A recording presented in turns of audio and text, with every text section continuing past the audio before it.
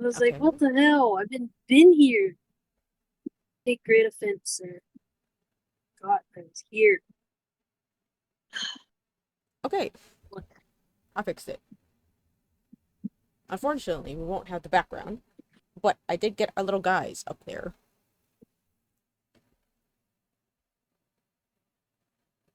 Okay. Okay. We're good. We're good. We're good for now. Oh, you're doing the background thing. I think it was the background. I think I need to find a lower res, a lower resolution background. Okay. Yeah, because I think it was overloading my computer. Okay. Okay. I see. We got it. I'll just make our guys huge. Bam. Okay. Okay. What if you could input it afterwards? Like, Maybe. I probably could.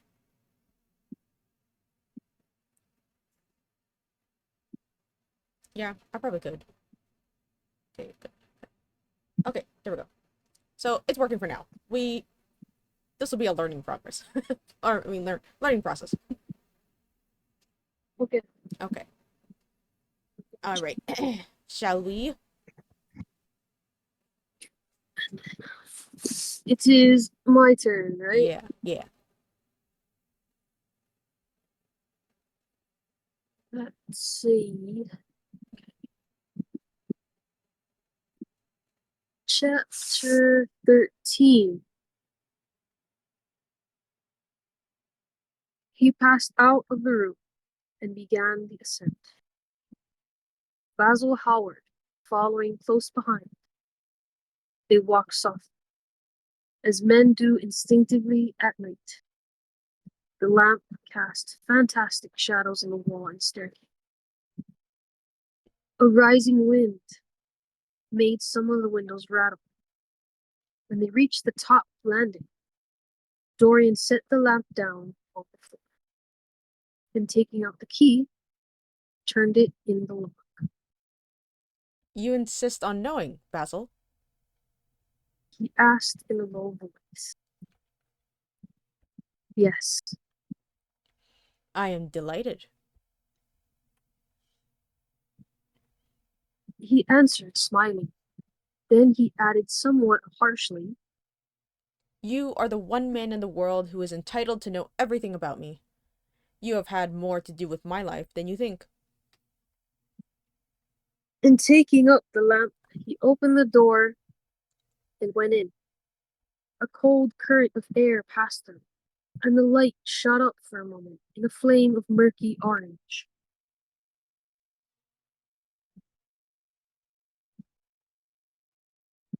He shuddered. Shut the door behind you.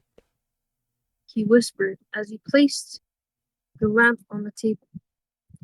Howard glanced round him with a puzzled expression. The room looked as if it had not been lived in for years. A faded Flemish tapestry, a cur- current, a curtained picture, an old Italian cassone, uh, cassone, Yeah. and an almost cassone, Yeah, I guess so. and an almost empty bookcase. That was all that it seemed to contain, besides a chair and a table.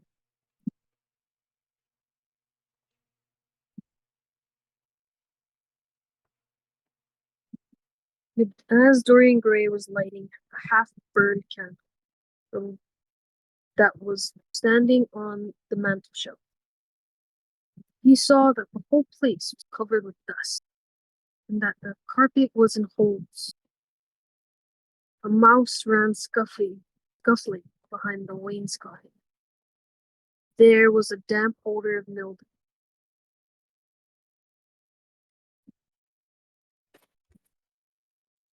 So you think that it is only God who sees the soul, Basil?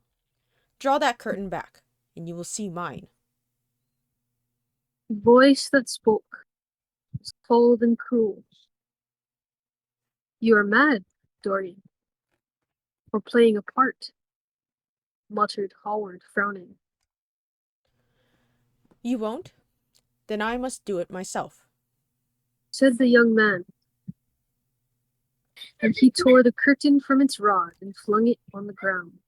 An exclamation of horror broke from the painter's lips as he saw in the dim light the hideous face on the canvas grinning at him.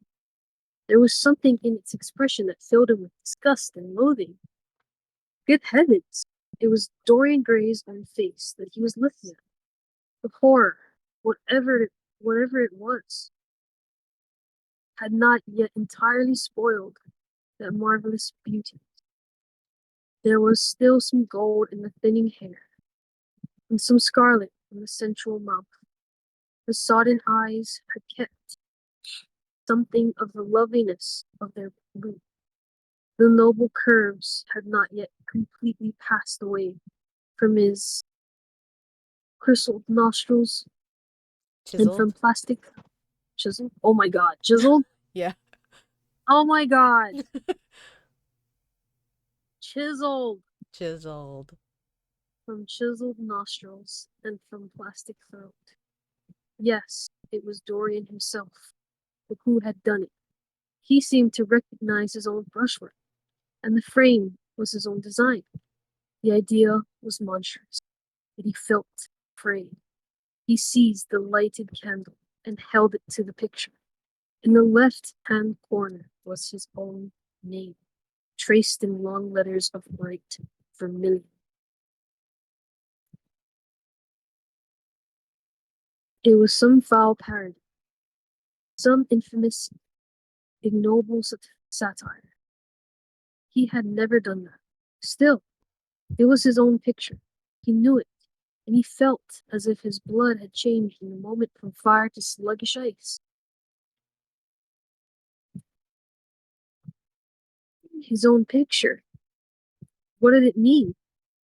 Why had it altered? He turned and looked at Dorian Gray with eyes of a sick man. His mouth twitched, and his parched tongue seemed unable to articulate. He passed his hand across his forehead. It was dank, clammy sweat.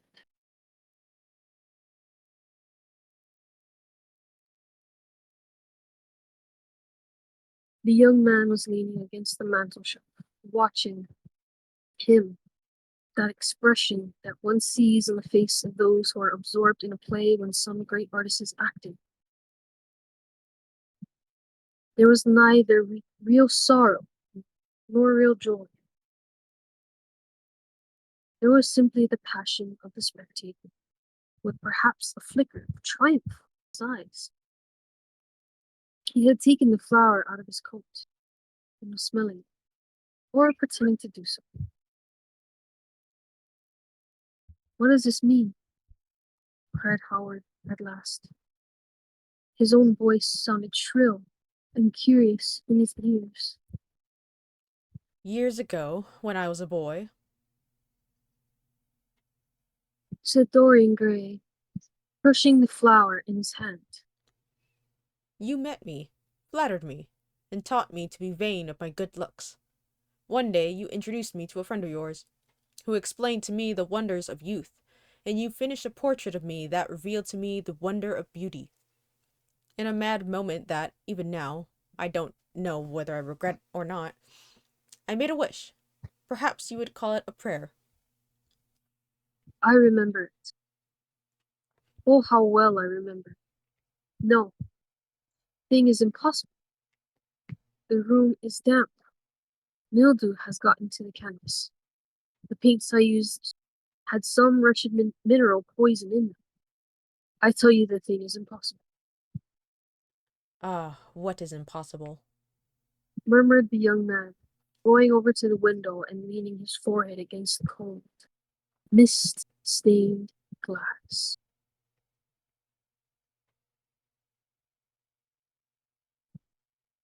You told me you had destroyed I was wrong. It had destroyed me. it. I don't believe it is my picture, Can't you see your ideal in it? said Dorian bitterly. My ideal, as you call it. As you called it. Ooh. The rotting of a corpse in a watery grave was not so fearful. What? What? What? What? Did I skip? You did. Where? Oh, damn. Where the Okay. heck? I think I skipped a couple pages. You I'm back. couple pages. Because I was at the next page, and then I Oh, think I see. Yeah. just one over. Okay. Yeah. There was nothing evil in it.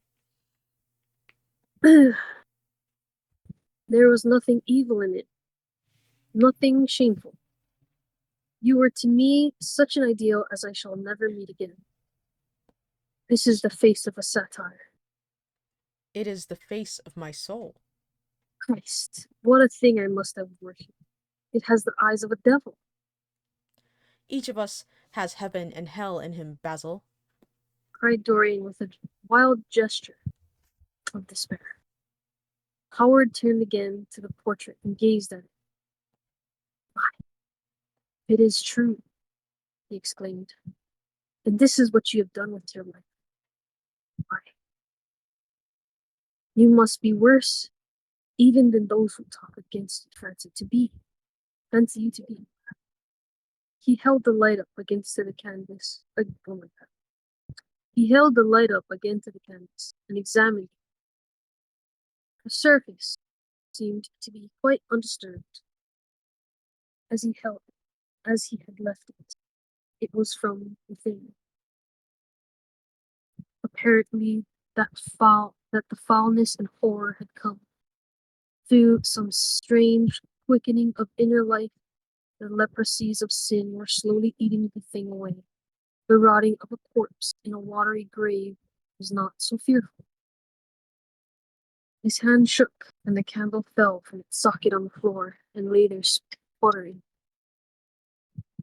He placed his foot on it and put it out. Then he flung himself into the rickety chair that was standing by the table and buried his face in his hands. Good God, Dorian. What a lesson. What an awful lesson. There was no answer, but he could hear the young man sobbing at the window. Pray, Dorian. Pray, he murmured. What is it that one was taught to say in one's boyhood? Lead us not into temptation. Forgive us for our sins. Wash away our iniquities. Let us say that together. The prayer of your pride has been answered. The prayer of your repentance will be answered also. I worshipped you too much. I am punished. You worshipped yourself too much. We are both punished.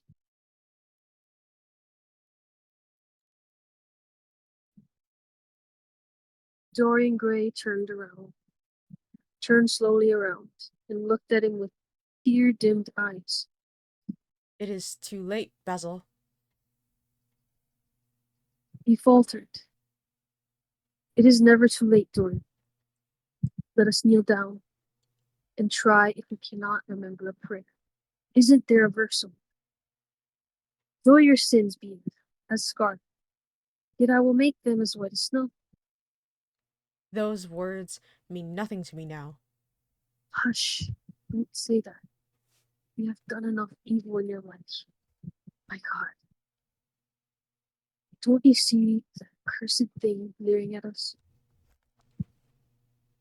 Dorian Gray glanced at the picture, and suddenly an uncontrollable feeling of hatred for Basil Howard came over him, as though it had been suggested to him by the image on the canvas, whispered into his ear by those grinning lips. The mad passions of a hunted animal stirred within him, and he loathed the man seated at the table more than his whole life had ever loathed anything. He glanced wildly around. Something glimmered on the top of the painted chest that faced him. His eye fell on it. He knew what it was. It was a knife that he had brought up some days before to cut up a piece of cord and had forgotten to take away with him. He moved slowly towards it, passing Howard as he did so. As soon as he got behind him, he seized it and turned round. Howard stirred in his chair as if he was going to rise. He rushed at him and dug the knife into the great vein that is behind the ear, crushing the man's head down on the table and stabbing again and again. There was a stifled groan and the horrible sound of someone choking with blood. 3 times the outstretched arms shot up convulsively, waving grotesque, stiff-fingered hands in the air. He stamped him twice more, but the man did not move. Something began to trickle on the floor. He waited for a moment, still pressing the head down. Then he threw the knife on the table and listened. He could hear nothing but the drip on the threadbare carpet. He opened the door and went out on the landing. The house was absolutely quiet. No one was about. For a few seconds he stood bending over the balustrade and peering down into the black seething well of darkness. Then he took out the key and returned to the room, locking himself in as he did so.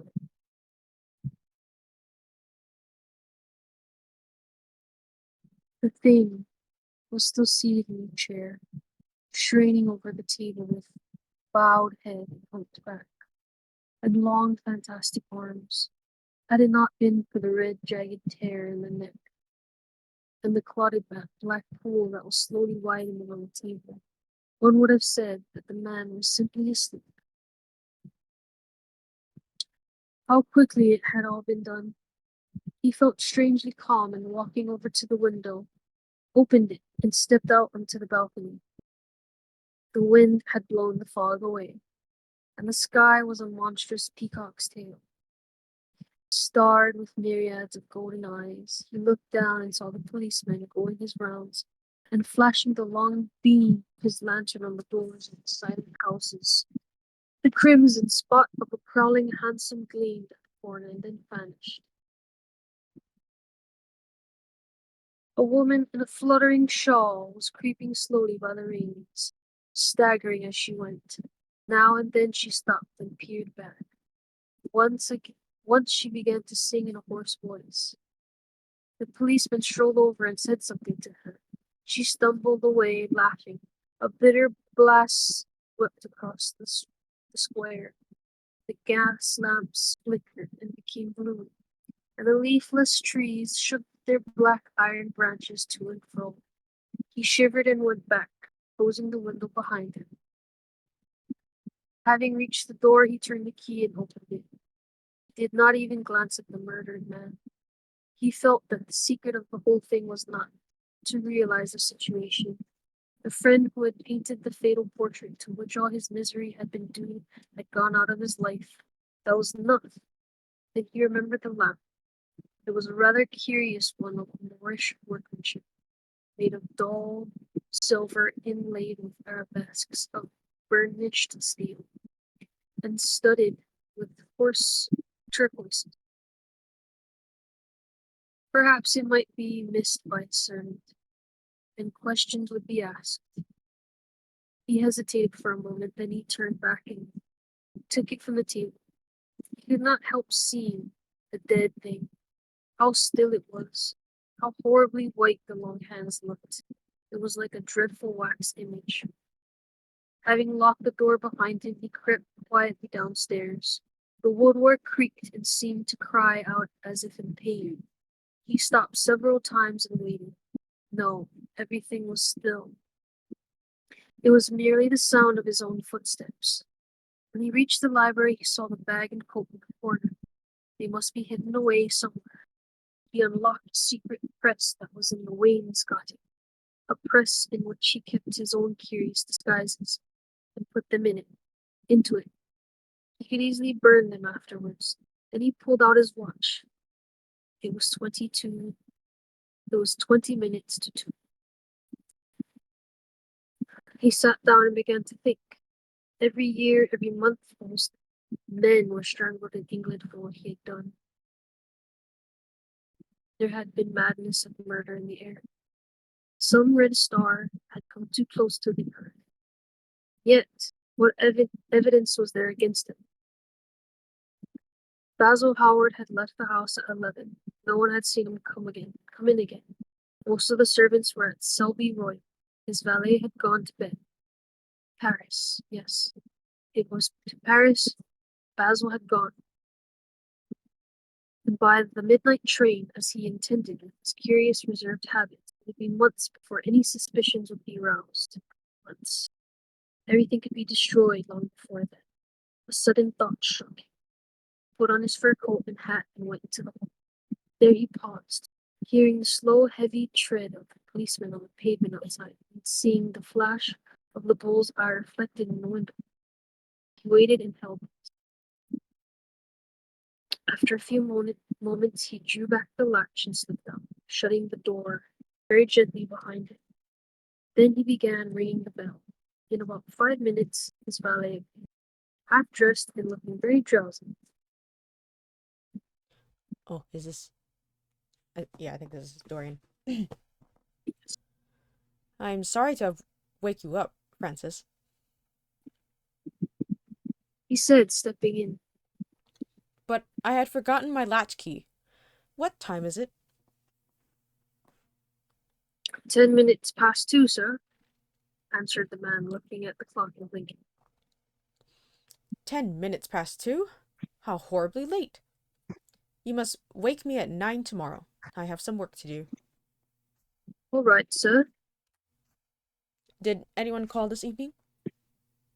Mr. Howard, sir. He stayed here till 11, and then he went away to catch his train. Oh, I'm sorry I didn't see him. Did he leave any messages? No, sir, except that he would write to you from Paris. He did not find you at the club. That will do, Francis. Don't forget to call me at 9 tomorrow. No, sir. The man shambled down the passage in his slippers. Dorian Gray threw his hat and coat upon the table and passed into the library. For a quarter of an hour he walked up and down the room, biting his lip, and thinking. Then he took down a blue book from one of the shelves and began to turn over the leaves.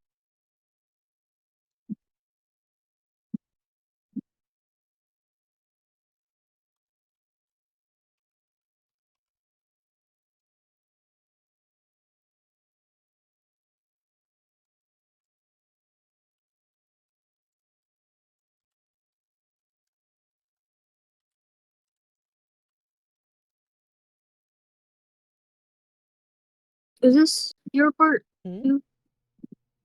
The Oh, there's like a little bit. you can read that. I would assume that that's like his inner thought. Because it's just him thinking, right? Alan Campbell, 152 Hertford Street, Mayfair. Yes, that was the man he wanted. Hmm. She, So. wow. I I kind of had a feeling that Basil was gonna die, Mm-hmm. but not for that reason. Yeah. It was very sudden as well. Yeah, I'm very sad too because Basil was trying to help him.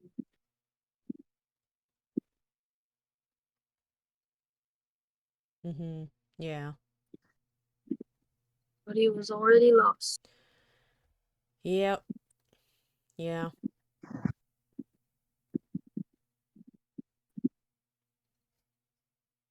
So sad. Dorian's crazy. It's gone off the He rails. is.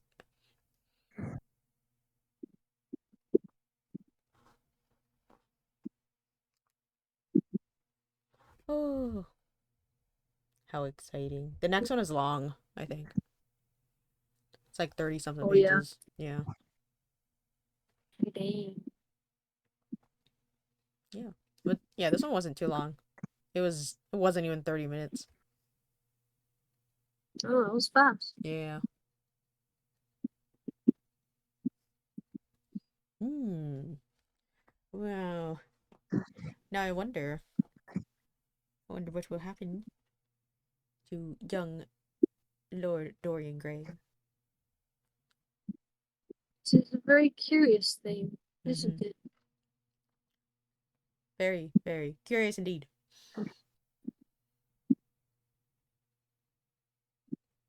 I wonder. It was interesting because, like, it was like the painting did coerce him into committing that Mm-hmm. act. Right. Now, did the painting coerce him, or did he have it in his head of like, look how ugly my soul already looks? What what's it gonna do if I do this thing right now? Right? Is it kind of like a placebo effect of like nothing, the painting's not doing anything. It's just existing. And Dorian is the one who's actually going crazy. Can't handle.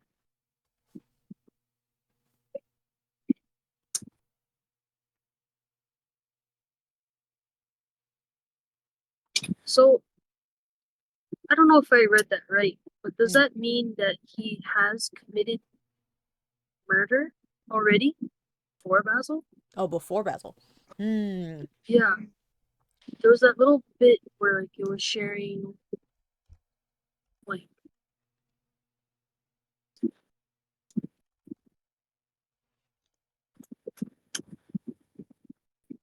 it was after saying something about like Was it the oh one maybe every year, every month, almost, yeah men were strangled in England for what he had done? There had been madness of murder in the air. Some red star had come too close to the earth, and yet what evidence was there against him?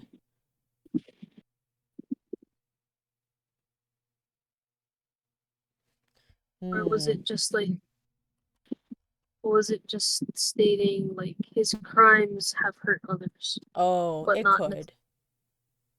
okay It could. Right, because he said strangled and not necessarily murdered. so like kind of a metaphor for Mm-hmm. like because like his friends have what is that their status has dropped Mm-hmm. because of Because being of around him. him. Yeah. Yeah. So that it could be. It could very well be a metaphorical sense and not a literal sense. Okay.